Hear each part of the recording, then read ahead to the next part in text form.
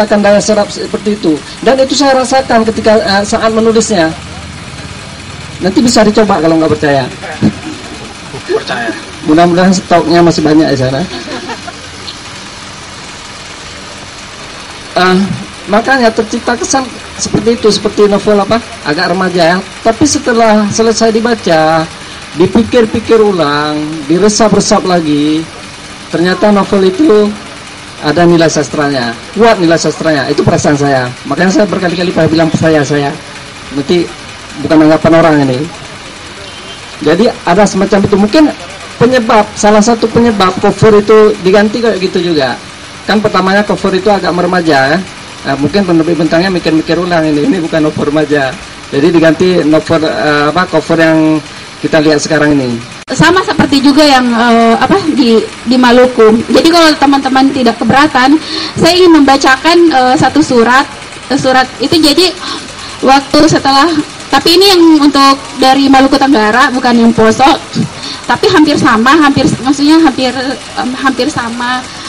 kejadiannya.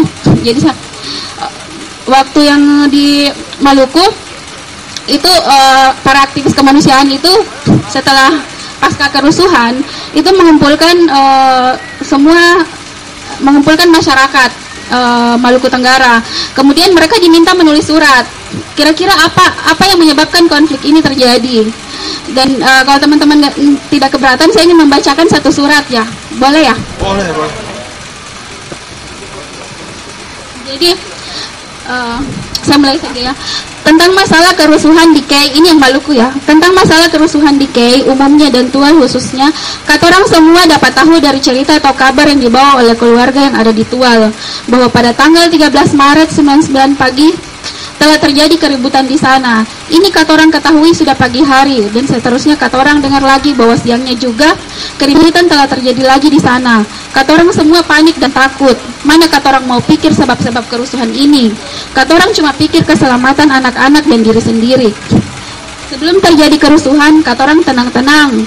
Katorang malah lebih banyak mengikuti isu-isu yang berkembang menyangkut kerusuhan di Ambon.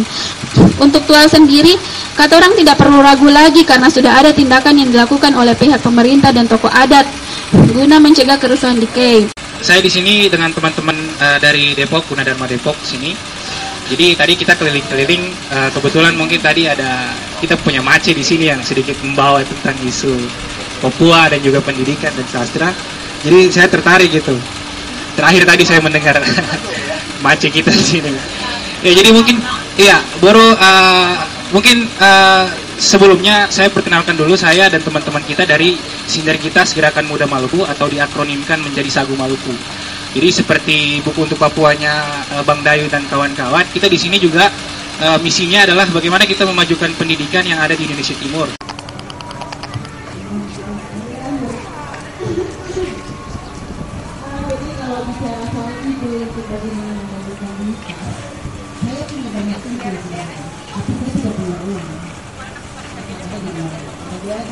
Kenapa saya bingung? Karena satu, pertama saya mikir yang kehilangan identitas itu siapa? Disebutkan ekspor identity. Berarti ada identitas yang hilang dalam hal ini. Pencarian identitas, berarti ada identitas yang hilang. Identitas siapa yang hilang? Apakah dalam konteksnya identitas yang itu adalah identitas si penulis buku anak-anak? Identitas yang hilang. Saya nggak tahu dengan penulis-penulis lain yang lebih gampang untuk jadi langsung menulis gimana. Tapi kalau menurut saya menulis cerita anak, menulis sastra anak, saya itu mengalami sangat berat bagi saya, susah sekali untuk menulis cerita anak dengan bagus. Oke, baca dalam pengertian bagaimana saya membuat cerita yang menarik, mengarahkan membaca poin-poin yang kelihatan di sana, tapi sebenarnya di sini. Bagaimana saya membuat cerita yang membuat tapi saya nggak punya cerita.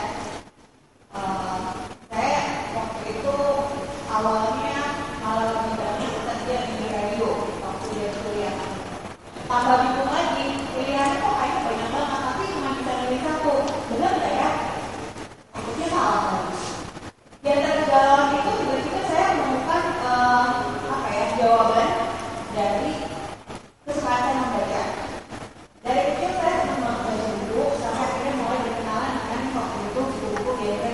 keluar. Tenang mencari buku anak-anak yang bagus itu seperti apa sih, value apa sih yang ingin saya kasih untuk anak saya, terus cerita seperti apa sih yang pengen saya berikan, terutama buat anak saya dulu gitu ya. Sampai kemudian saya jadi mulai berkenalan dengan banyak-banyak buku anak-anak, dan ingat lagi buku-buku anak-anak yang waktu kecil itu justru jadi teman baru saya.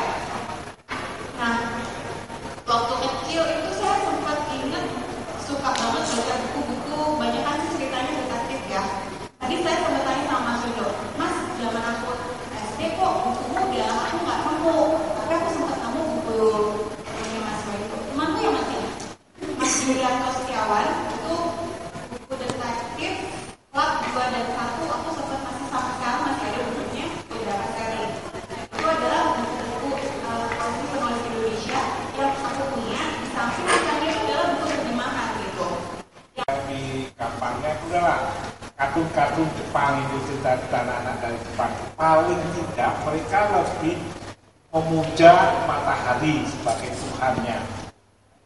Nah, nilai itu pasti tidak selalu berarti buruk, tapi pasti bertentangan dengan tata nilai orang Indonesia.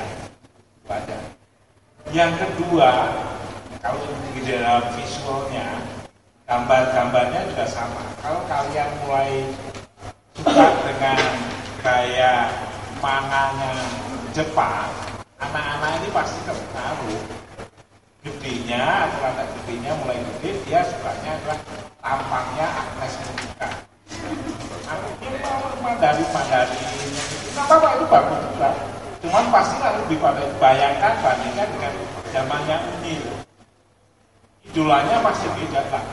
Akan lebih bagus kalau nilai-nilai yang ada di dalam negeri sendiri ini, tata nilainya, cara bertuhannya, cara bermasyarakatnya, yang juga menjadi inspirasi generasi anak-anak itu. Bahwa itu akan berubah, iya, tapi paling tidak titik keluarnya benar. Tidak pernah kita diajarkan seperti juga yang ada di sinetron itu. Di Amerika aja nggak boleh seorang ibu bapak berantem depan anaknya, nggak bisa. Guru dimaki muridnya, ya gimana nggak boleh. Tapi di sini kan bisa. Nggak bayangkan sinetron sekarang kalau kalian cepat nonton. Anak berseragam SMP jalan berdua, dialognya adalah yuk kita check in. Ya mungkin satu dua kejadian, tapi nggak mungkin kalau dia punya akal sendiri. Di sini pasti enggak. Kalau dia punya akal sendiri, tetapi nanti sombong lagi. Jadinya bagus kayak keluarga Cemara. Udah ceritanya bagus, menang dulu di Panasonic, dikasih pelajaran di mana-mana. Sinetronnya juga bagus ya. Kalahnya cuma kalah bisa keluar atau yang hidup mati lagi, hidup mati lagi, ya udah ya. Kalah. Ini sebetulnya akarnya itu. Dan pertemuan semacam ini, Amel, inilah yang penting karena masing-masing itu kan jadi pelaku utama dalam buku anak-anak. Ketika pulang kalian akan memilihkan buku untuk anaknya atau anak sahabatnya atau apa yang kira-kira begini ini aja yang saya pikir. Dan proses kreatif ini kemudian ada di pada kalian semuanya ini. Dan itulah sebabnya harus selalu ada pertemuan-pertemuan ini, apalagi khusus untuk anak-anak ini. Nggak ada yang membahas tentang anak-anak ini, nggak pernah ada. Mungkin ke Mbak Clara dengan pertanyaan. Sejujurnya ya saya setuju dengan pendapat Mas Wendo, tapi juga saya ingin menambahkan sedikit. Saya dalam hal ini kedua anak saya bukan warga negara Indonesia karena saya menikah dengan warga negara asing. Jadi anak-anak saya menjadi warga negara asing juga karena peraturan dari negara ini yang mengatakan bahwa anak-anak yang lahir dengan darah ayah harus mengikuti warga negara ayahnya. Tapi saya ingin anak-anak saya mendapat nilai-nilai tentang kehidupan yang seperti menghujam ke bawah dengan lokalitas, dengan negara yang mereka punyai, dengan kebangsaan yang mereka punyai. Setengah bangsa Indonesia juga karena ibunya adalah orang Indonesia, tapi menjulang ke atas dengan berpikir global dan luas. Jadi kalau menurut saya, selain anak-anak Indonesia selayaknya membaca sastra anak atau buku cerita anak-anak, mereka juga harus tahu cerita anak yang luar negeri itu seperti apa. Tapi dengan catatan, mereka juga harus banyak-banyak membaca karya lokal, karya Indonesia. Nah, problem kita yang utama adalah kekurangan cerita anak-anak. Karena kita kekurangan cerita anak-anak, cerita yang dari luar dengan mudah membobati masuk ke sini. Cerita mungkin bahkan sebenarnya saya punya cerita sedih banyak sekali yang diceritakan oleh penerbit saya, di mana buku-buku terjemahan yang mendapat penghargaan, buku-buku anak yang benar-benar bagus tidak laku di sini. Hanya laku 1.000 eksemplar dari 3.000 atau 4.000 atau 5.000 yang diterbitkan.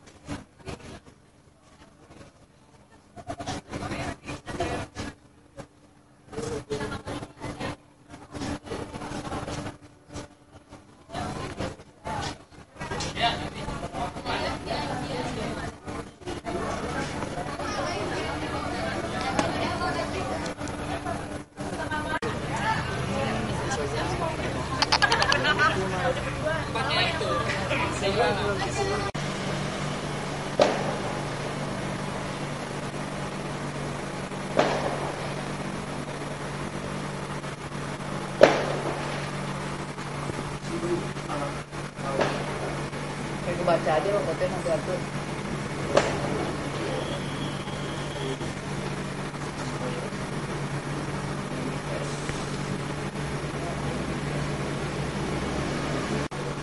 Rahasia kekinian.